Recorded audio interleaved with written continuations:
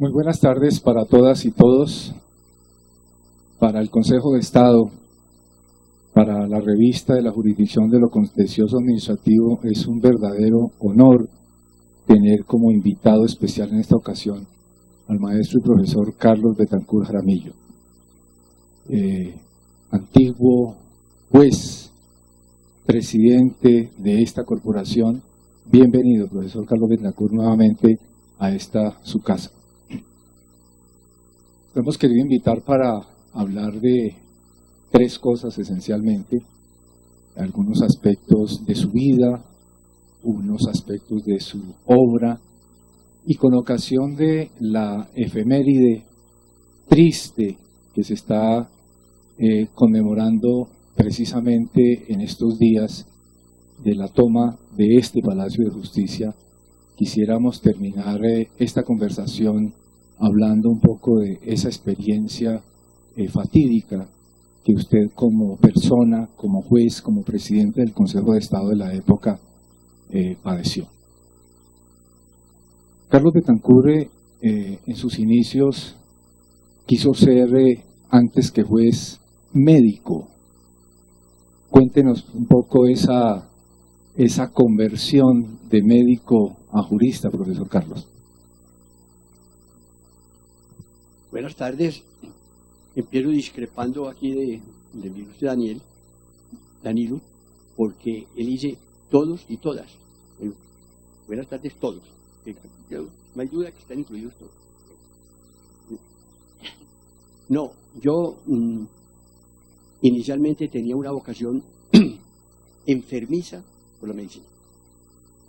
Era mi obsesión, que a uno le decía yo a Danilo ahora, que aún hoy yo entro a una clínica y me da algo indefinido, pero mi padre, que era abogado, hijo y abogado, tenía la esperanza de que yo fuera la tercera generación en la oficina, y le dijo a mi mamá: le dices a Carlos que si no estudia derecho, se sale a trabajar. Y en esa época los papás mandaban. Entro a derecho a perder, a crear el hecho en la casa, y resulta que yo no sabía ser mal estudiante. Entonces, cuando me rajaron la primera vez, que me quedé como un bobo mirando para el techo, yo dije, hombre. Y ya por la noche empecé a hojear un libro, que tampoco es tan complicado, y terminé siendo un buen estudiante de derecho. Me nombraron, le conté a Danilo, que me nombraron juez civil del circuito para hacer judicatura, porque las roscas también existían en esa época. Y mi papá tenía roscas en el Tribunal de Antioquia, porque era un abogado muy conocido. Entonces me nombraron juez civil del circuito al segundo juzgado. Los segundos juzgados después de Medellín eran los de antes. Bueno. Porque yo hablo muy duro. Bueno, entonces me fui para Andes, le recibí el juzgado al papá del doctor Germán Bula. Desde allá tengo una conexión con Germán Bula Escobar, que se casó con una señora de allá. Cuando yo llegué a Andes, no había cumplido 23 años. No había hecho y no leer novelas en la Facultad de Derecho, novelas por toneladas. Y me encontré con la niña que después fue mi señora, que no había cumplido 13 años cuando yo llegué después a Andes. Entonces yo empecé a hacer tiempo, y esperando que ella cumpliera 20 años para poderme casar, porque me parecía un infanticidio. Bueno. Y fue un matrimonio muy fácil, y esto suena a petulancia, pero fue un matrimonio muy fácil. ¿Por qué? Porque ella era la niña más bonita de Suroeste. Entonces, esa fue una cafetera de todos esos municipios, era la más bonita, y yo era el mejor partido que había en ese momento en Andes. Entonces fue una maravilla. Me quedé, la mejor época de mi vida la tuve en Andes, Me nombraron personero delegado del municipio de Medellín. Fui haciendo tiempo. En esa época se tenía que declarar un papel de casar y toda esa cosa. Y ni digo que las concesiones que había que pedir para el primer peso. Era muy complicado. El hecho es que me vine para Medellín, concursé para el Tribunal de Antioquia, un pequeño concurso que hubo, ustedes me van a calcular la edad, cuando venía el decreto 528 de 1964, hubo un pequeño concurso. Yo concursé, me gané el concurso, me quedé 12 años en el Tribunal de Antioquia, una época fabulosa para mí. Vuelvo un poco hacia Andes. Andes tuvo una cosa muy importante para mí, fuera de que yo terminé casándome con Josefina, que no duré sino 40 años casado, porque es que lo bueno dura muy poquito. Entonces,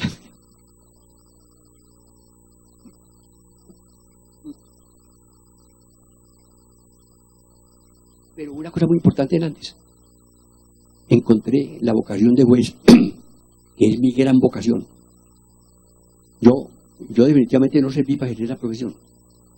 Yo soy juez temperamentalmente a todas horas.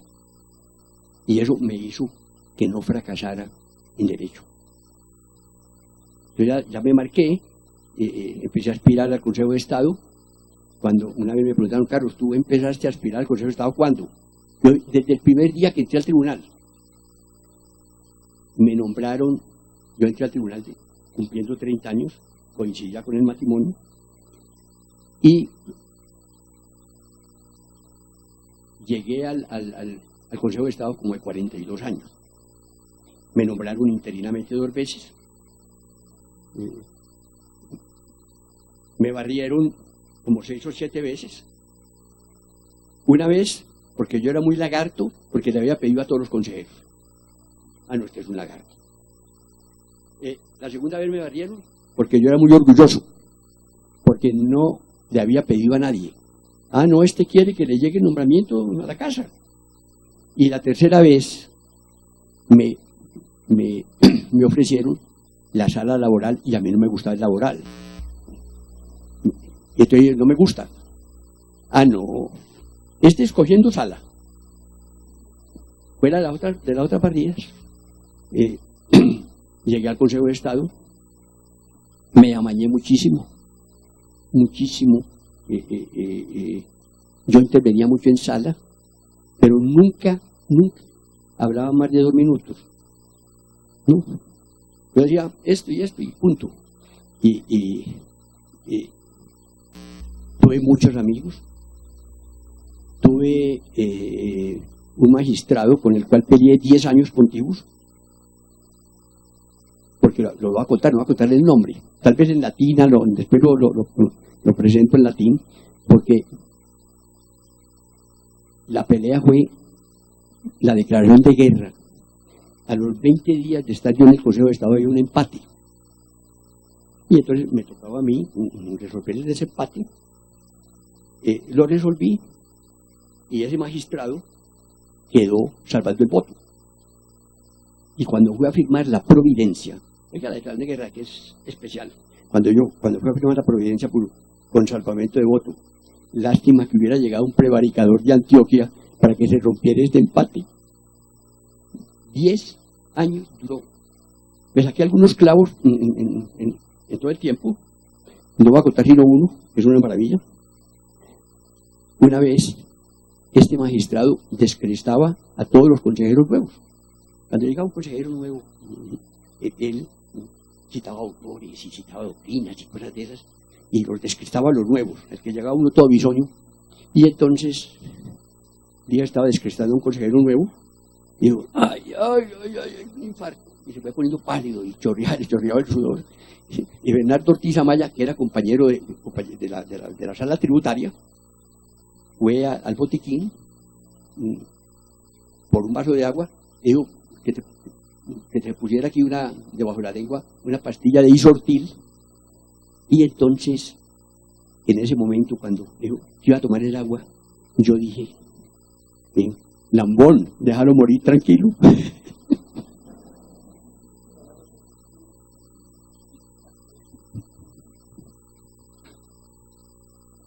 Con el profesor Carlos Betancourt, uno como entrevistador tiene la ventaja de que no hay que hacerle casi sino una sola pregunta, que no briega mucho para contarles. Ya me adelantó varias preguntas que tenía entre su fecha de nacimiento y la llegada al Consejo de Estado. Yo quisiera, además de esa anécdota bonita, que no la tenía registrada, muy garciamarquiana de la unión con Josefina, yo quisiera volver sobre su tesis de grado en la universidad, profesor Carlos, una tesis laureada sobre concubinato, que entre otras cosas, es bueno que lo sepan, la Universidad de Antioquia en ese momento era la segunda tesis laureada que se daba, la anterior se había dado hacía más de 30 años, lo cual dice exactamente el caletre intelectual de Carlos Betancourt desde muy joven. ¿Por qué no nos cuenta un poco esa tesis, profesor Betancourt? Lo gracioso de la tesis es que a mí me laurearon sobre un tema que hoy no existe. ¿Quién habla del concubinato? Eso no escandaliza ya a nadie. En la época mía era pecado y hasta delito en ciertas manifestaciones, y a mi madre, cuando estaba en su lecho de muerte, un tío le dijo: Inesita, tú sabes que van a excomulgar a Carlos. Y para mi mamá, una familia tradicional, conservadora de toda la vida, pues, yo creo que eso acabó de matar a mi mamá, porque como a los 15 días se murió. Van a excomulgar a Carlos. Oiga cómo estamos ya atrasados en esa época. ¿Cómo estamos atrasados? El fondo de la tesis, ¿qué era? Que las parejas vivieran juntas y tuvieran hijos, tuvieran los mismos derechos y las mismas obligaciones que los casados. Ese era el crimen. Ese es el crimen. Tanto que rápidamente la legislación, yo no digo que por mi influencia, pero pudo haber tenido algo que ver, porque en el Congreso conocieron eso. A mí quisieron entrevistarme, yo no daba entrevistas. A mí no me gustan las entrevistas. Esto es más de amistad que por otra cosa. Esta venida aquí. Porque porque tanta entrevista le hace mucho daño al Poder Judicial. Ese deseo de pasar uno a la inmortalidad, hablando con Arismendi, con Yamid Amada y toda esa cosa, pues, no me cabía. Yo cuando sacábamos una decisión importante, que hubo decisiones muy importantes, yo las voy a contar muy brevemente, las voy a narrar simplemente. A mí me tocó la primera condena voy a usar la palabra que es detestable, por muerte de unos desechables. Nosotros que nos preciamos de ser cristianos o por lo menos católicos, desaparecer la gente porque no tiene nada más en la vida que una cera para vivir. Es una cosa muy complicada. Yo condené la otra condena que me gusta mucho relatarla, la primera condena que se le hizo al Estado por la muerte de un guerrillero. Marco Zambrano, guerrillero, fue cogido en el Valle y llevado a la Quinta Brigada. En la Quinta Brigada lo vio mucha gente cuando lo entraron, y Marco Zambrano desapareció del mapa. Esa noche, torturándolo, se les murió. Cuando le hicieron la tercera, un oficial decía que esto era tortura. Le cogían y le metían la cabeza en la piscina a la persona que estaban torturando, y cuando ya se estaba ahogando, le sacaban y lo volvían a entrar y bien. A la tercera un día se les murió. Me tocó condenar. Pero yo lo condené a perjuicios morales a favor de la mamá, porque el demandante pedía perjuicios también materiales, porque Marco Zambrano se ganaba mucho en la guerrilla. Y esa parte la negué. Yo condené a perjuicios morales. El abogado muy conocido que murió ya, el abogado me dijo: doctor, ¿cómo se tira usted esa belleza de sentencia, sacando en limpio la actitud de Guerrero Paz, que era el comandante de la brigada? ¿Por qué lo saqué en limpio?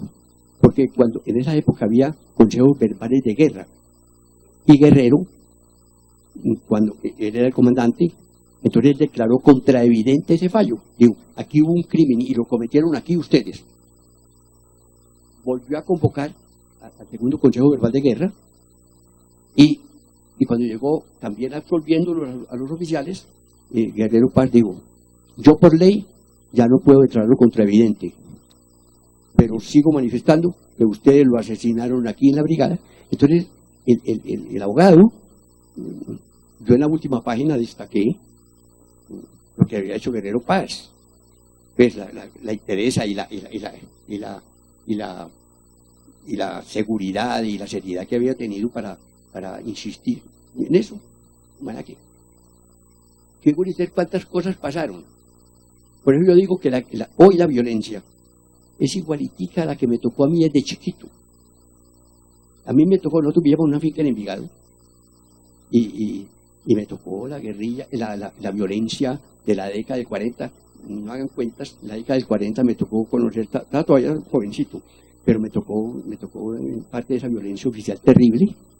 En Antioquia trataron de, la izquierda de la Universidad de Antioquia, que era muy fuerte, trató de vincularme, y me coquetearon para que me metiera a esas cosas. Y un día le digo a un dirigente, mira, no, yo te acepto, yo me meto con ustedes, pero me tienen que responder satisfactoriamente esta pregunta: ¿qué diferencia hay entre el morir y el lauranismo?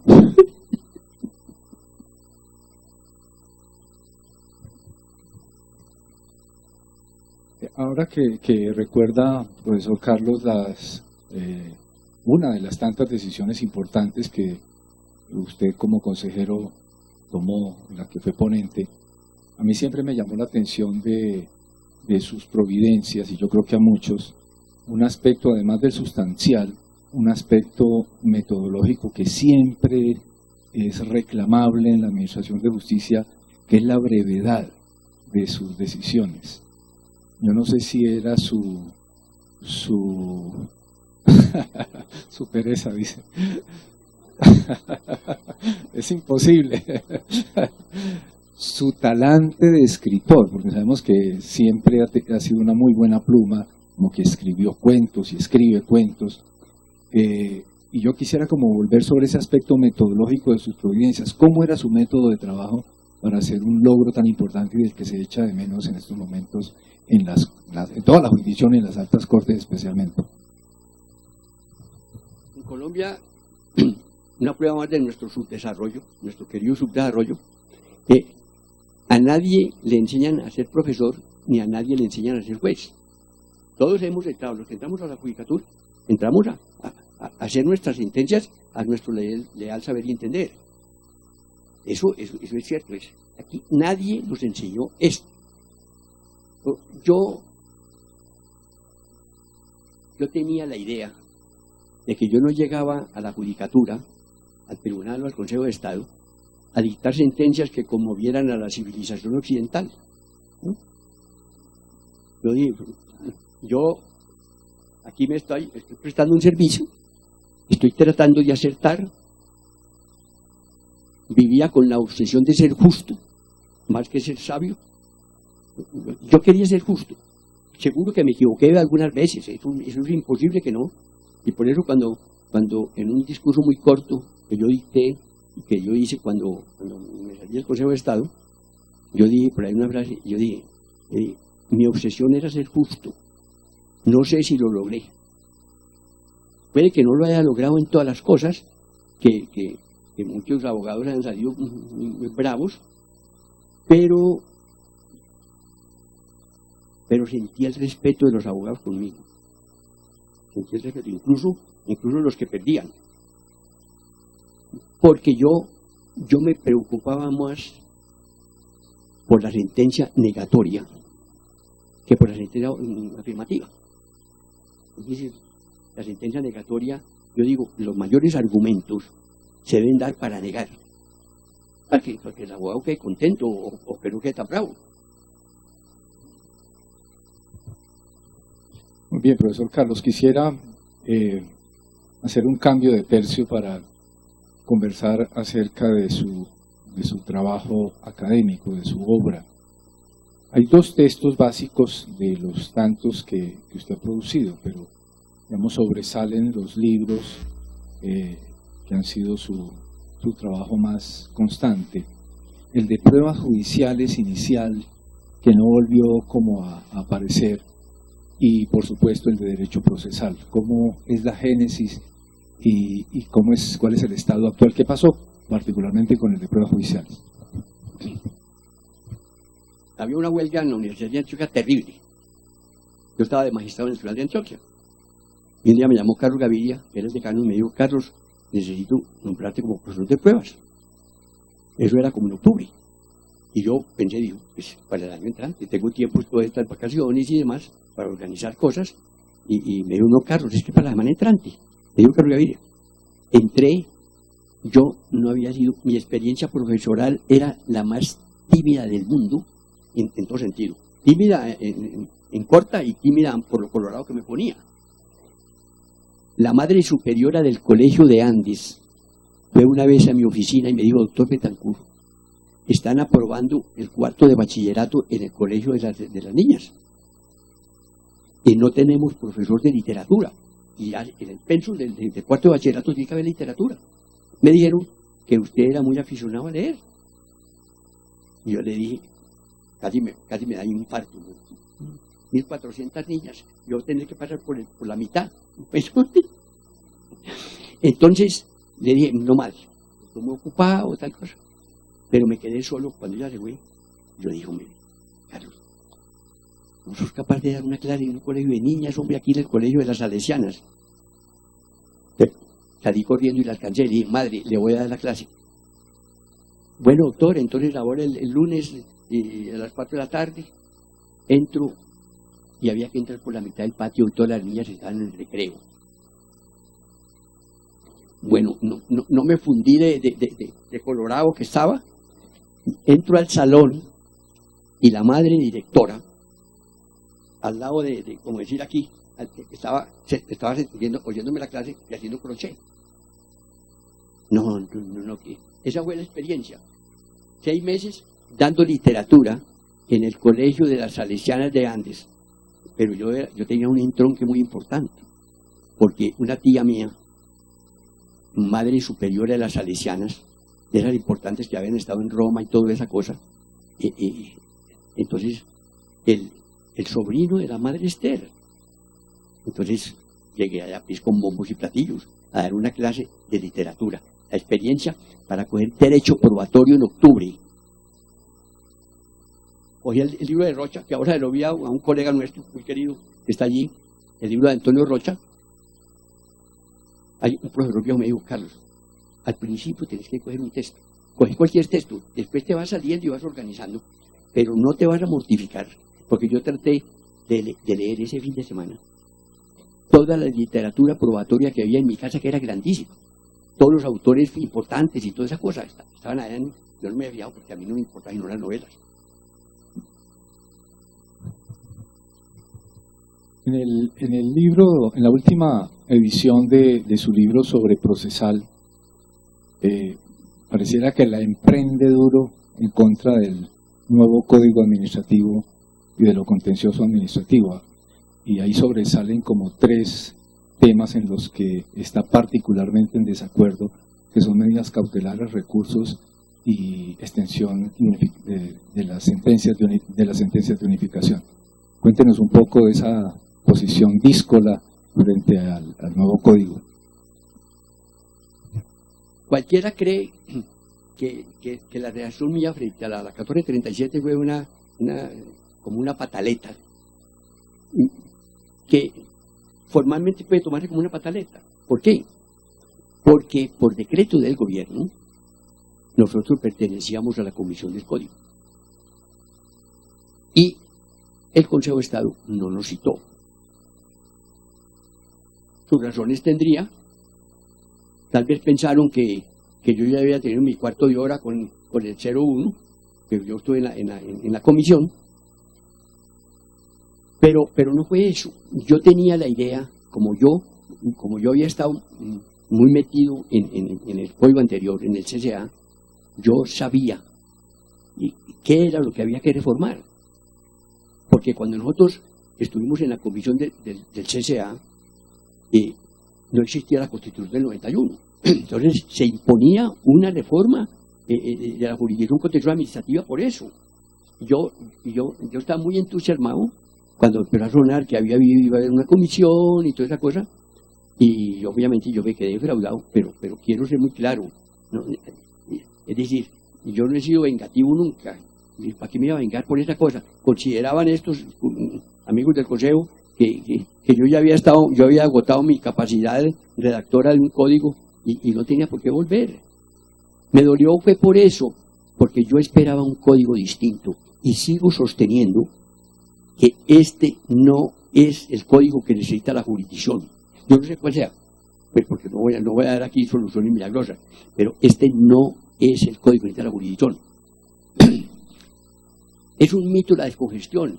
El presidente de la República, que no sabe de estas cosas porque no es abogado, habla que ha dado mucho resultado, que hay descongestión, y habla de porcentajes y toda esa cosa. No nos metamos mentiras. Los que conocemos la sección tercera, donde hay tantísimo trabajo, y trabajo tan complicado, esa sección no se va a poder poner, es decir, hasta el año 3000, si no vuelven a entrar negocios, terminarán resolviendo la congestión. Esa semioralidad, a mí me impresiona, a pesar de que yo no ejerzo la profesión, a mí me impresiona que hoy un proceso normalmente, en la mayoría de los juzgados y en los tribunales, dura un año para empezar. Hay muchas notificaciones, hay que notificar especialmente a la defensa jurídica del Estado, bueno, todo. Entonces, en vez de aligerar la comisión, de aligerar la cosa procesal, porque a la comisión no le interesaba el código, la vinculación con el Código de Procedimiento Civil, pero llenaron de cosas procesales el código. Y yo confieso paladinamente que hay cosas del código que me derrotaron. El cumplimiento de las sentencias, yo no lo he podido entender, no sé cómo. Yo no he podido entender esa frasecita que el juez entonces dará la orden de ejecución inmediata. Entonces yo digo, eso será un juicio ejecutivo. ¿Qué será? Y sigue uno y encuentra que se seguirá el procedimiento del 497, que es del Código de Procedimiento Civil. Bueno, yo no he podido entender, pero llegué a mi nivel de incompetencia. Ahí en el texto que estamos comentando, una de las críticas que hace, por ejemplo, en relación con la extensión de jurisprudencia, es considerar que eso va a terminar en un problema presupuestal, en la hipótesis de que se llegara efectivamente a cumplir por parte de la administración la extensión de jurisprudencia, como quiera que la administración debería cumplir, entonces tomarse en serio lo que viene diciendo el Consejo de Estado en relación con los temas relevantes, gracias, pensiones, impuestos, contratos. Entonces, una de las cosas que usted menciona problemática sería, si la administración se tomara en serio, entonces no va a alcanzar ningún presupuesto. Entonces, yo, leyendo esa objeción, decía, pero ese no es un problema presupuestal solamente de esa figura de la extensión de la jurisprudencia, sino de toda la jurisdicción de lo contencioso. Cuando uno ha estado en el Poder Judicial toda la vida, tiene que tener complejo de pobre. Eso sí, uno metido en el Poder Judicial, entonces yo veía cierto facilismo en la extensión de la jurisprudencia. Yo he tenido pero también he tenido una réplica, porque es que las jurisprudencias de unificación, para mí, como quedaron, con normas jurídicas sustanciales, sin control. ¿Sometido a qué control? Voy a usar una palabra que no es muy adecuada. Cuando le dé la gana al Consejo de Estado cambiarla. Porque tú no puedes cambiar, a la ley la puedes demandar. en acción, o puede haber la excepción. Pero ¿qué hace el abogado que esté en desacuerdo con una sentencia de unificación? ¿Ah? Sin reclamo posible. Y las medidas cautelares, yo sigo también con una cantaleta, y creo que me voy a morir con esa cantaleta, que es que hay una cosa muy cierta. Las medidas cautelares para mí son muy importantes para las acciones de compulsión. Para cuando se trata de la defensa de los derechos fundamentales y los derechos e intereses colectivos, que para mí el juez tiene que tener toda la libertad, porque está protegiendo derechos fundamentales y está protegiendo intereses colectivos. Entonces, por eso a mí la tutela se justifica, y además de eso, el juez de tutela, y parece elemental lo que voy a decir, el juez de tutela no declara la existencia del derecho fundamental. El derecho fundamental, el juez hace la protección por una vulneración presente o por una amenaza, pero el juez de tutela, yo en acción de tutela no tengo que demostrar que yo tengo un derecho fundamental. El derecho fundamental lo tengo, me lo da la Constitución. En cambio, en los procesos de conocimiento, y yo tengo una discrepancia porque yo he criticado toda la vida, puede que excesivamente, que el fuerte de la jurisprudencia del Consejo de Estado no es el procesal. No. Hay muy buena gente en el derecho sustantivo y demás, y yo tengo una noción vieja de los procesos de conocimiento. Cuando yo reclamo un derecho en un proceso de conocimiento, el derecho no existe de antemano. El derecho lo tiene que reconocer el juez en la sentencia. Existe, digamos, en mi patrimonio el derecho a yo reclamar. A mí el Estado me produce un daño. Yo tengo derecho a reclamar una indemnización de perjuicios, pero todavía el derecho a la indemnización no existe, sino cuando el juez dice el Estado le debe pagar a usted 100.000 pesos. Entonces esas cosas, yo creo que yo me quedé en lo elemental. Y al rato me siento muy contento, porque cuando a mí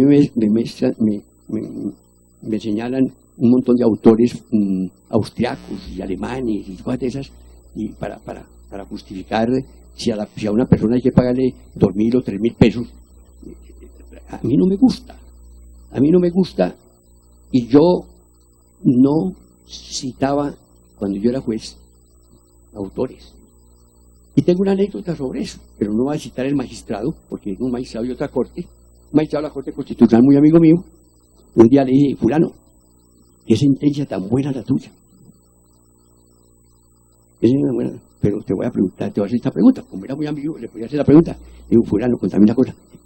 ¿Tú te has leído todos esos autores italianos y franceses y austriacos que tú citas allí? Digo, Carlos, sus magistrados auxiliares saben más que yo.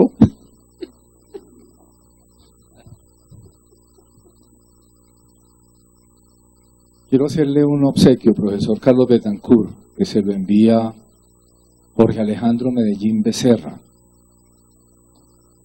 Voy a leer, antes de hacerle la entrega formal de este libro que se llama Las canciones del Palacio de Justicia, escrito por Jorge Alejandro Medellín Becerra, como saben, uno de los hijos de Carlos Medellín Forero, que murió en este palacio hace 30 años. Con esta cita: dijo el presidente de la Corte, comillas, necesitamos urgente y dramáticamente que cese el fuego por parte de las autoridades, que cese el fuego dentro del palacio, por favor, inmediatamente. Cierre comillas. Y el presidente de la República salió corriendo, dejando tras de sí su máscara de poeta y una amarga conflagración de carcajadas. Le hago esa entrega, profesor. por supuesto. Carlos Betancur Jaramillo, como saben ustedes, en ese momento de la fatídica toma del palacio, de este palacio, era el presidente del Consejo de Estado en 1985.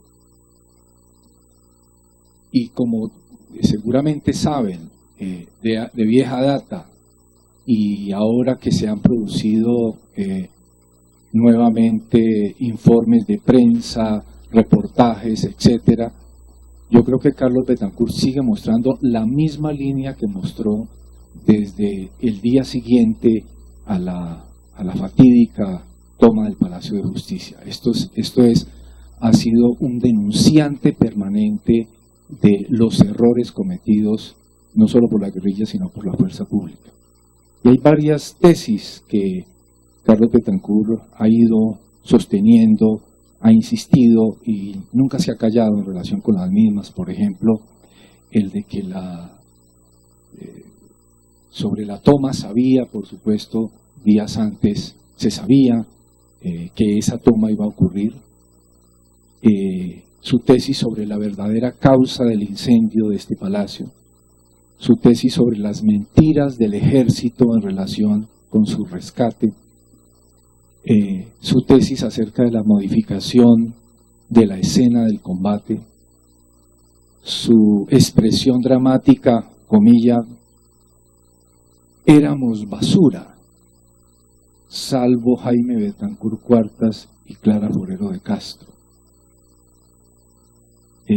Su dolor acerca de la transmisión del partido Millonarios Magdalena, dispuesto por el Ministerio de Comunicaciones de entonces para tratar de tapar el asunto, su queja en torno a la no suspensión del reinado de belleza de Cartagena a pesar de esta tragedia.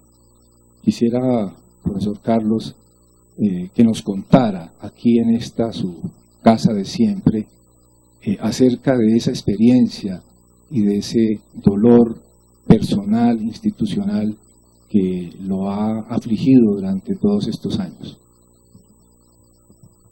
Empiezo por decir que a mí me golpeó mucho la toma del palacio, porque yo vivía supremamente orgulloso por lo que hacía, por el hecho de haber sido un juez, magistrado de tribunal y consejero de Estado. Yo me sentía pleno, yo dije, ya me realicé en la vida. Y cuando sucedió lo del palacio, me di cuenta que lo que dice el doctor Danilo, éramos basura. Yo dije en un artículo de prensa, digo, éramos un montón de basura en el enfrentamiento entre dos grupos enloquecidos. Voy a ser muy claro, yo he insistido en la doble responsabilidad. Primero, el M-19 que desató la tragedia, con la absoluta ingenuidad de pensar que el Poder Judicial era muy importante y que por eso el país se iba a paralizar. Y la autoridad militar y de policía, que quiso resolver el problema ya. Y yo traigo, en uno de estos días, traje a colación el manejo que el presidente Turbay le dio al problema de la Embajada de la República Dominicana. Esperaron, tan convencido estaba, yo estaba convencido de esto. Yo le decía a mis secretarias, que yo me quedé todo el día, toda la tarde, yo le decía, ¿cómo nos iremos a aburrir comiendo cocorico durante un mes seguido aquí? Porque a los de la embajada le mandaban cocorico todos los días. Yo dije, ¿cómo nos iremos a...? Bueno, por otra cosa más grave que me preocupó, y yo todavía no era cuerpo glorioso, era que nosotros no teníamos baño en la oficina. Los baños estaban por allá en los dos extremos, y entonces a mí esa preocupación pues, me mantenía. Y tan pronto sentí la preocupación, el organismo empezó a reclamarme un baño. Pero bueno. Entonces,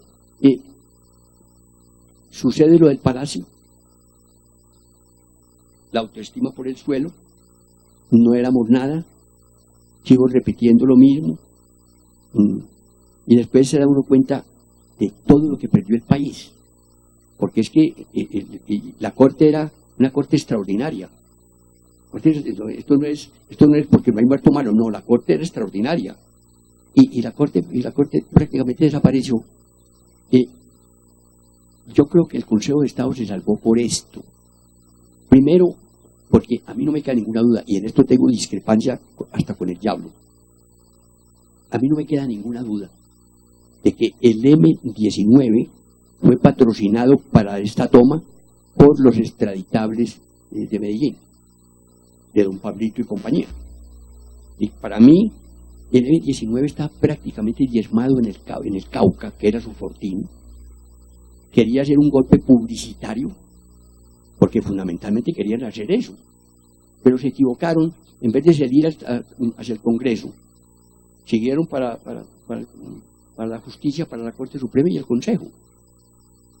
Con una toma absolutamente anunciada el 17 de octubre de ese año, por invitación de la policía, nos reunimos en la oficina 218 de la Relatoría. Los viejos tenemos muy buena memoria hacia atrás. No me pregunten por lo de mañana. Bueno, entonces el M-19 se toma el palacio con la advertencia de la policía que se había descubierto el plan, que había planos de salida y de entrada a lugares por donde podían escapar y demás, y se discutieron, como hacemos siempre en Colombia, sofisticadas medidas de seguridad. Vidrios de seguridad para todo el edificio. Eso iba a costar el presupuesto nacional.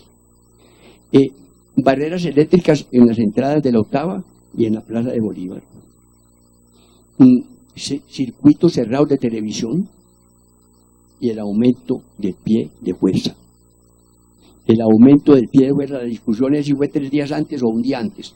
El hecho que lo quitaron, tanto que cuando yo bajé el día de la toma, con Gaspar Caballero, mi compañero y mi amigo, bajamos a la cafetería y me dijo Gaspar: Carlos, ¿te diste cuenta que quitaron la guardia? Y yo, que todavía he hablado bobadas, y Gaspar, ya nos pueden matar tranquilos. A los 2 años exactos, oiga esta anécdota, a los 2 años exactos me llamó Darío Quiñones, que había sido secretario del Consejo, y lo habíamos nombrado magistrado del tribunal de Cundinamarca. Me dijo: doctor Betancur, usted no me va a creer, acabo de recibir una demanda donde lo demandan a usted, solidariamente responsable con el Ministerio de Defensa, porque usted sabía que se iban a tomar el palacio y no ordenó que cerrar las puertas. De acuerdo, el abogado era un doctor Pedraza Picón, que había estado en las Fuerzas Armadas,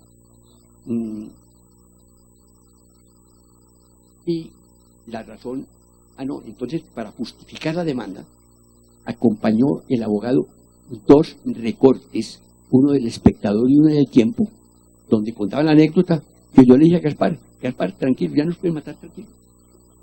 Esta es la prueba de que el doctor Betancur sabía.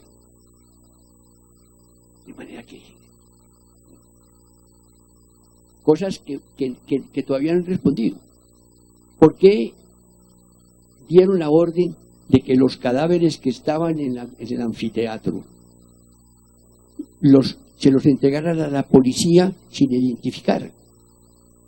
Cadáveres que aparecieron en una fosa común en un cementerio del sur. ¿Podría uno decir que el ejército fue a rescatarnos cuando la orden militar era: disparen a todo lo que se mueva?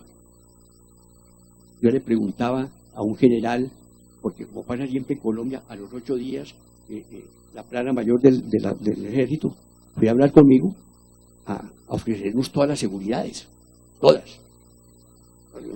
Entonces yo aproveché, le dije: general, yo estaba tranquilo, así como estoy, ahora no estoy tranquilo, pero como estaba tranquilo, y le dije: general, pues dime una cosa, ¿ustedes por qué quitan una guardia del palacio? Y me dijo: doctor Betancur, usted no sabe. Y yo le dije: no general, ¿por qué? No, por orden de Reyes y Chandía. Habíamos convenido en la reunión del 17 de octubre que cualquier medida de seguridad que se tomara sobre el palacio tenía que ser de común acuerdo entre el presidente del Consejo y el presidente de la Corte. que era lo lógico, éramos los dos dueños del edificio. Entonces me dijo, usted no sabe. Entonces yo dije, me acordé de un chiste viejo ya en Antioquia. Una bobada, pero seguro que ustedes lo saben. Van 6 amigos llevando hacia el cementerio el cadáver de un común amigo. 2 aquí y 2 aquí. Y el de adelante le dije al otro, fulano, ¿cuándo me vas a pagar los 20.000 pesos que te presté? Y dijo el otro, pero no te los mandé pues la semana pasada. ¿Sí? ¿Con quién? Entonces ahí viene el hecho de ser un imprudente que todos los generales soltaron la carcajada, menos el general Grande, que estaba diciendo que había sido por orden de doctor Reyes. Y entonces a mí me dio pena cuando lo vi todo serio y los otros estaban riendo. Entonces yo le puse la mano aquí al general, no me pare bolas, esto del palacio me dejó a mí medio loco. Siempre fue sindicado, por así decir, de un viejo loco cuando daba ese tipo de denuncias, o de conversador o que lo dejó loco la toma del palacio. El presidente Belisario Betancur, como seguramente habrá escuchado o leído, doctor Carlos, hizo una expresión algo dubitativa, pero finalmente una expresión de perdón 30 años después. Digo dubitativa en el sentido en que lo mencionó como si algo hice mal pido perdón. ¿Usted qué opina de esa expresión del presidente Betancur? Maravillosa pregunta, como le dicen a uno, maravillosa pregunta. El presidente Belisario le metió de nuevo la mentira al país que él estaba pidiendo perdón. Él no estaba pidiendo perdón, él dijo, no lo va a transcribir textual, pero él dijo, pido perdón si acaso resulto responsable. En el fondo es eso. Si acaso, él no estaba confesando nada. Lo que pasa es que al día siguiente, el viernes, después de terminar el jueves toda la tragedia, él habló por la televisión y dio a entender que para bien o para mal, él había dado todas las órdenes ese día. Pero después, en un juzgado, como al año, dijo, no, yo no di las órdenes, eso lo manejó el operativo militar, lo manejaron los militares. Pero a las 5 de la tarde de ese día, más o menos, el presidente Belisario, hasta ese momento yo le tenía cierto aprecio, no quiere decir que se me olvidó, pero bueno, me dijo, presidente, estoy oyendo estos reclamos del doctor Reyes, que se oía uno a través de la pared, porque en la oficina del doctor Julio César había un transitor. Yo no tenía ni siquiera transistores, tenía uno que en esa época no existía. Y entonces me dijo, no, doctor Betancur, no se preocupe, que todo está bajo control. Dije, le garantizo que aquí al atardecer, usted sale sin novedad. Me pidió el teléfono de Julio César Uribe, que era mi compañero, que también fue compañero mío en la sesión tercera, un sabio, un tipo de esas personas que uno encuentra en la vida muy difícilmente, y el presidente lo llamó por el teléfono que yo le di, y Julio César, oiga, en este mundo hay mucho loco. Julio César pasó toda la tarde leyendo a Luther King, porque Julio era gandiano. Julio era, yo no encuentro mejor respuesta para calificar a Julio y para calificar a Carlos Horacio Urán. Bueno, esa parte. Entonces le dijo, doctor Julio, usted está nervioso, usted tiene miedo. Y Julio César, que tenía una habilidad para las citas de memoria, dijo, presidente, no, yo le contesto con Luther King. Yo estoy leyendo los antídotos del miedo. Oiga, qué frase. El miedo tocó a mi puerta. La fe salió a abrir y no había nadie. La otra es una anécdota más pequeña. Le dije, Julio, ¿qué hiciste esa belleza de revólver que te regaló un militar aquí cuando eras profesor en la Gran Colombia? Y dijo, no, Carlos, cuando empezó el tiroteo, yo lo bajé de la parte alta de la biblioteca, lo puse con una caja de balas que me habían regalado, lo puse aquí al lado, y me puse a leer a Luther King. Y a las 6 de la tarde, cuando estaba recrudecido el tiroteo, Julio dijo, Carlos, me puse a ver ese revólver, lo vi tan chiquito y tan desamparado, que lo cogí y lo volví a meter en la parte de arriba.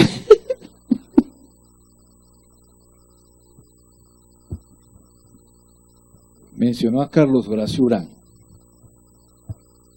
Como bien sabe, profesor Carlos, con ocasión de la desaparición, muerte y aparición de Carlos Horacio Urán, el Estado colombiano fue condenado en la Corte Interamericana. Seguramente también al leer los pormenores, que seguramente lo habrá hecho, esa fue, si uno mirara esa parte de la sentencia de la Corte Interamericana, es una de las piezas de debate procesal más dramáticas e interesantes que hay en esa sentencia, porque hay una serie entre la hipótesis de que Carlos Horacio murió en el palacio y la hipótesis de que Carlos Horacio salió vivo del palacio, ambas hipótesis tienen una serie de sustentaciones probatorias de niveles distintos, testimoniales, documentales muy importantes, y ambas se sostienen relativamente bien, de manera que la Corte hubiera podido decidir cualquiera de las dos. Finalmente, como sabe, la tesis que predominó en esa sentencia de la Corte Interamericana fue la de que Carlos Horacio salió del palacio, regresó muerto al palacio, y ahí fue hecho entonces digamos, ahí ocurrió la tragedia de Carlos Horacio. Una de las cosas que a mí me pareció dramática en esa situación de Carlos Horacio es una intervención suya. Usted era amigo de la familia de Carlos Horacio, de su esposa, y alguna vez lo llamó su esposa a que viera el video de Noticias 1, en donde la esposa de Carlos Horacio le mostraba a usted que ahí estaba la imagen saliendo y usted no fue capaz de reconocerlo, y eso le generó, por así decir, la animadversión familiar de ese momento tan dramático. Yo llevé a Carlos Horacio al consejo, a la sesión tercera. Lo conocía, sabía los antecedentes.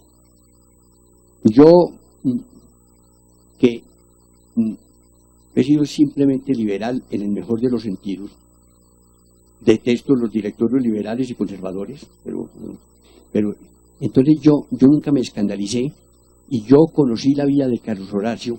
Hubo una huelga muy dura en la Universidad de Antioquia y allá echaron como 6 o 7, entre ellos a Carlos Horacio. Carlos Horacio se fue a terminar la carrera al Uruguay, y allá se encontró con Ana María Videgain, se casó, se vinieron para acá. Carlos Horacio, yo digo que posiblemente es de los cristianos más auténticos que yo he conocido en mi vida. Cristiano no solamente practicante, sino teórico. Carlos era una maravilla de persona y era un pacifista. Lo que pasa es que Carlos estuvo vinculado a la ANAPO. Y Carlos estuvo vinculado a la ANAPO, y cuando la ANAPO resolvió volverse el M-19, Carlos Horacio terminó con ellos, no rompió su amistad ni nada, pero dijo, yo no los puedo acompañar porque yo soy pacifista por temperamento, yo no creo en la lucha armada. De manera que Carlos, y además de eso, como la amistad estaba muy estrecha, Carlos y mi señora y yo fuimos padrinos de uno de los niños de una de las niñas de Carlos Horacio. Carlos Horacio dejó 4 niñas, la mayor de 10 años. Me tocó incluso una cosa muy complicada. Una vez, estando en el apartamento de ellos, con unos extranjeros, amigos de ellos, me pidieron a mí que por qué no hacía una semblanza de Carlos Horacio. Todavía no había aparecido el cadáver.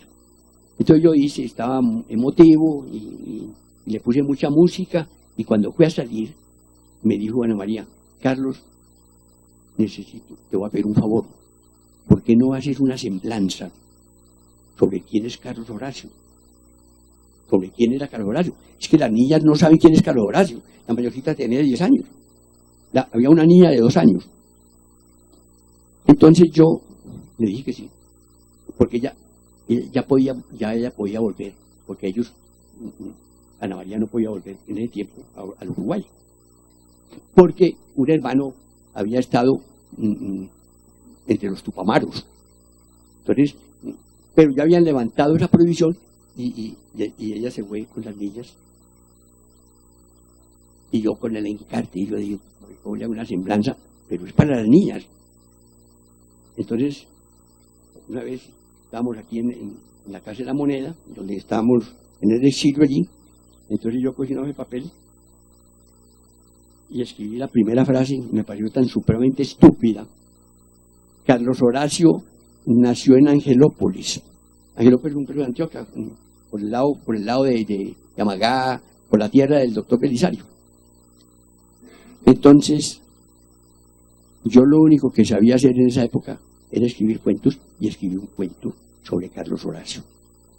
Es un cuento que tiene una característica especial. Yo creo que es el único cuento que se ha leído en misa.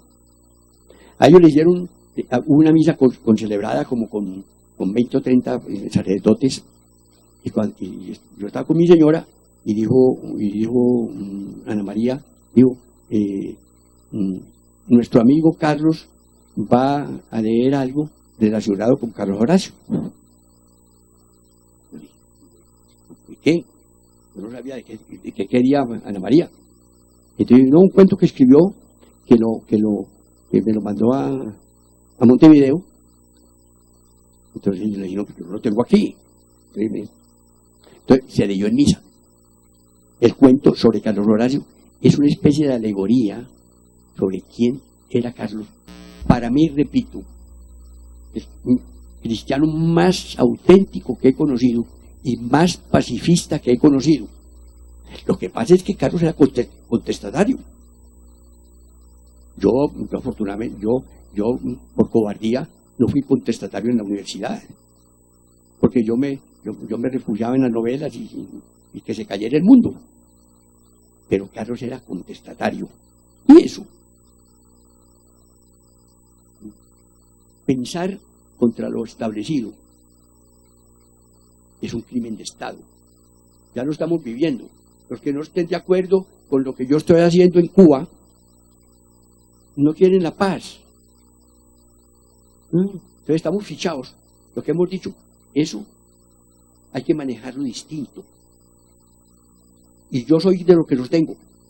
Una guerrilla no se acaba a bala, y más en un país de estos tan extenso y con tantos problemas. No hay sino el acuerdo, la conversación entre los dos, y a tragar sapos, los más grandes del mundo. De manera que Carlos Horacio, viene lo que decía el doctor Danilo. Hombre, dijeron, Carlos Horacio lo sacaron, lo torturaron y lo volvieron a ingresar. Yo no le encontraba lógica a eso. ¿Por qué no había lógica? Porque cuando se acabó ese reducto, el baño trágico entre el segundo y el tercer piso, cuando se acabó ese reducto, ya habían liquidado al F-19, habían matado a otras personas, y yo dije, ¿por qué tenían que sacar a Carlos y después volverlo a entrar? A mí no me... Pero empezaron a salir los videos, y a mí empezaron a mandarme los videos, y yo me vi en el problema.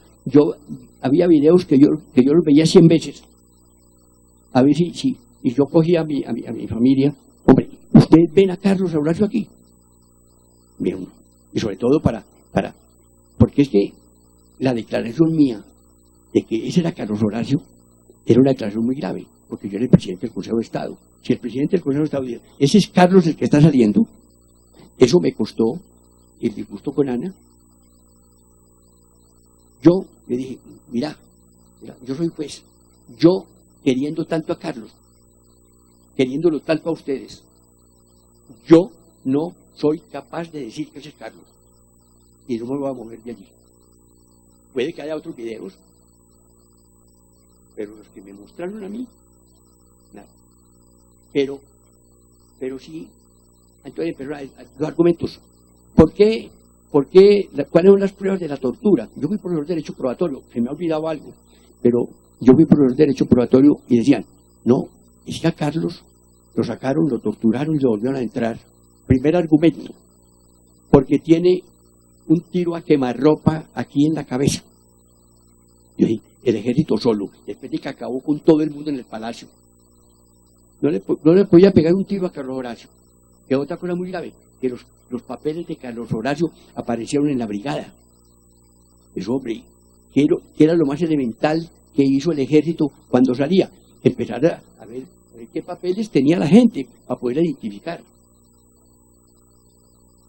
Pero todo parece que sí pasó eso.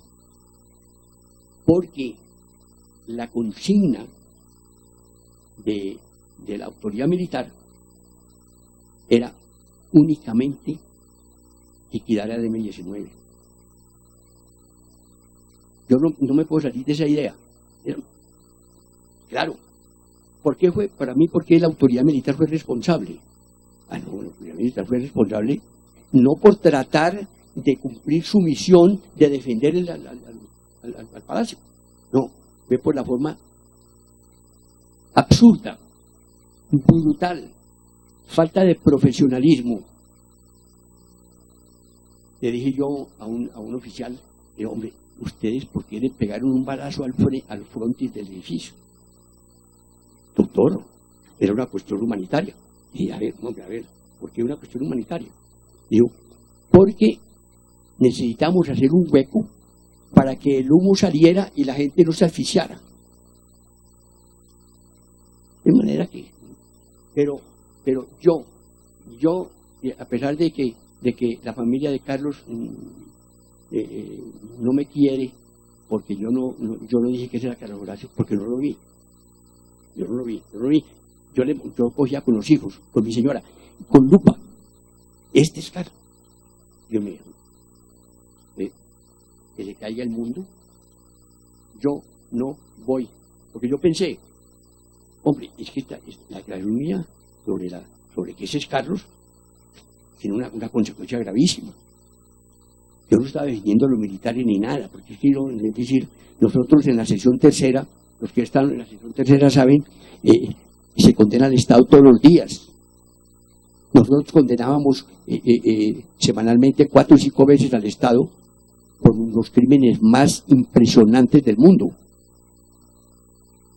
De manera que, pero yo siento una gran tranquilidad. Primero, por toda la admiración que me produjo Carlos.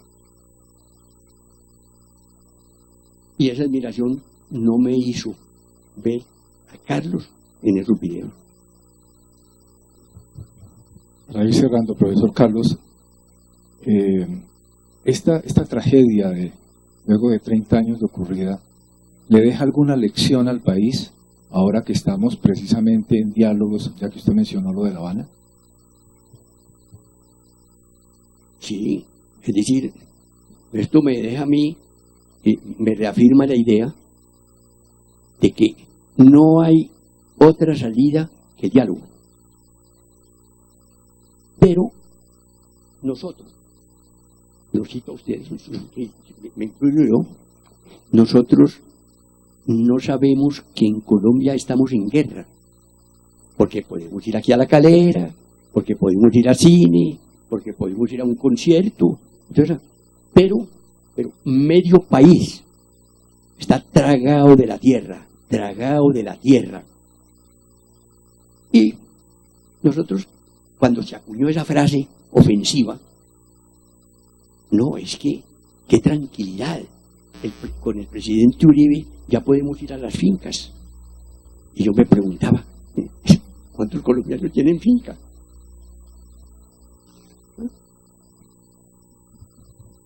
Una pregunta final con dos partes, profesor Carlos Betancourt. Un consejo que usted le podría dar a los jueces en Colombia y particularmente a los jueces de lo contencioso administrativo. Y la otra parte, un libro que podría recomendar para su lectura en esto que nosotros aquí en estas entrevistas hemos querido llamar la biblioteca imprescindible.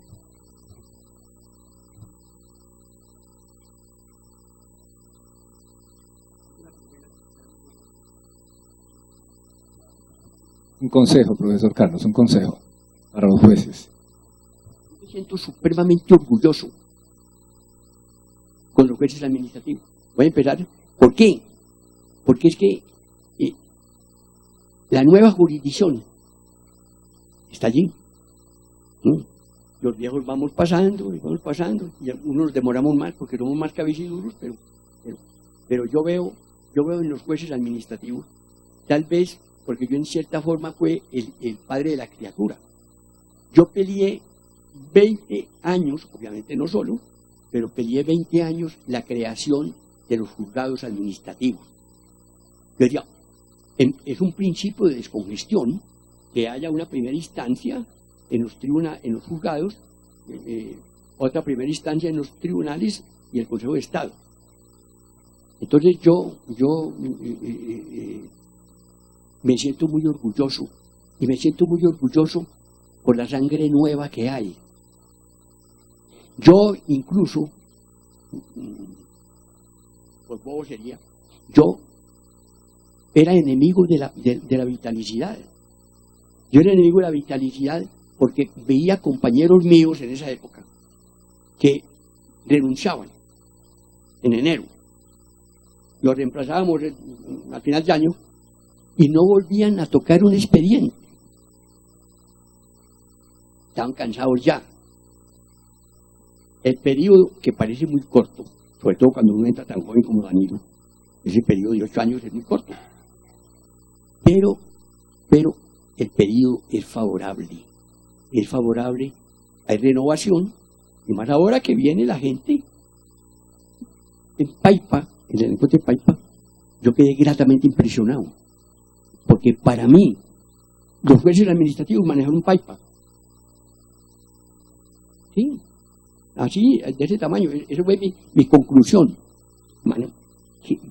Jovencitas y jovencitos con una seguridad, sosteniendo sus tesis y demás. Eso es una maravilla, una maravilla. Entonces yo, que luché 20 años la creación de los juzgados administrativos, claro, con argumentos tan profundos como este. Carlos, oiga el argumento que me quedó aquí. Carlos, no insistas en los juzgados, porque es más fácil comprar a un juez unitario que a un juez colegiado. Me quedé viendo el consejo y el libro. El consejo y el libro. Un consejo y un libro imprescindible.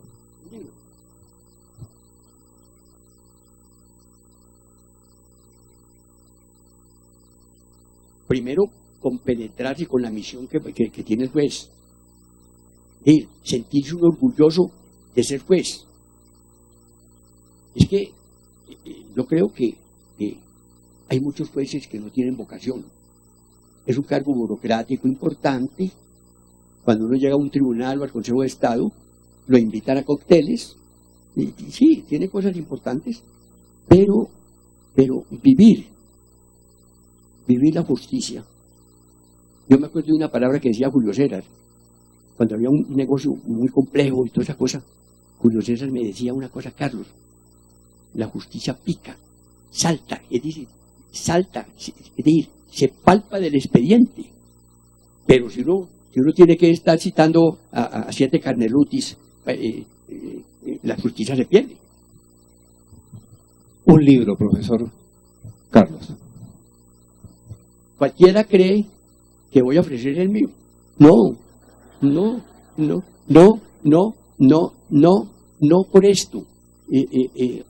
Cuando yo le regalo a alguien el libro, yo no manejo la distribución ni nada y por eso le puedo caer mal a mucha gente, pero cuando yo le doy a un compañero o a un abogado, le digo, hombre, no me vas a decir que está bueno, decime qué defectos tiene para que los conversemos.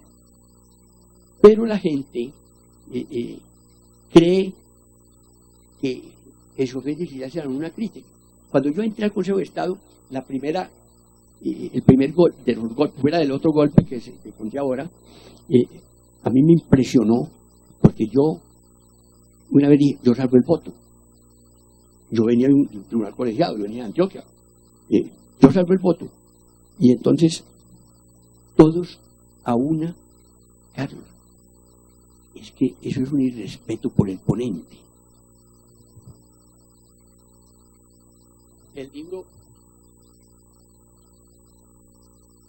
El mejor libro es la ley. La buena intención de interpretarla para tratar de hacer justicia. Cuando yo iba a misa, yo decía, cuando la gente hace como ciertas promesas en la iglesia y demás, yo decía,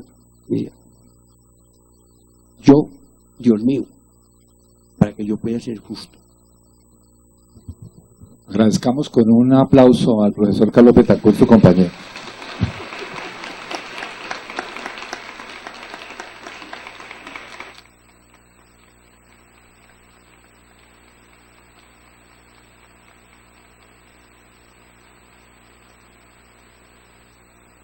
Gracias, profesor Carlos Betancourt. Nuevamente, bienvenido a esta su casa todas las veces que sea posible. A ustedes muchas gracias por la compañía.